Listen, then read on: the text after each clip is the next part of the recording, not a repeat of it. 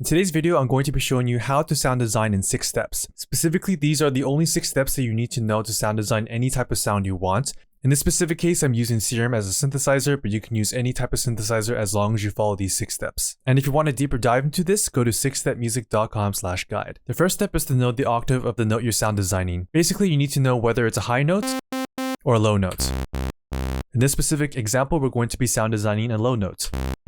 The second step is to choose the ADSR style, and more specifically, whether it's going to be a cooling style or a warming style. This is what a cooling style sounds like, and this is what a warming style sounds like.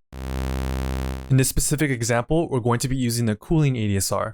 The third step is to now make the timbre of the sound. Timbre is just another way of saying the higher frequencies of the sound. So for example, if I play this sound, you're going to notice that all these sounds right here are the timbre. So we're going to change this timbre to a different type of timbre. Now you can change the timbre in a couple different ways, either using subtractive, additive, or FM synthesis. In this specific case, we're using FM synthesis by FMing a saw wave with a sine wave. So you can see that the higher frequencies are going to appear differently than our second step.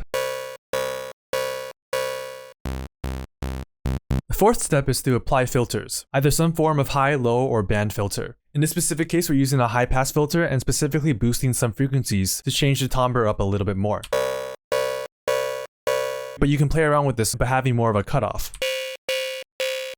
The fifth step is to apply effects. In this specific sound, we're using a distortion, a compressor, a hyper/dimension effect, which is essentially a detune effect, and an EQ. The purpose of these effects specifically is to make the lower end sound bigger and make the sound more mechanical. The final sixth step is to add modulations. Modulation is just a fancy word for a sound that changes over time. You can see here that the filter changes based off of the ADSR style that we set in the beginning. Same thing with our FM parameters, and same thing with our EQ parameters. Now in this specific case, I used the 6 steps to create a mechanically sounding bass sound, but just know that you can apply these same 6 steps to any type of sound, even a higher end pad sound.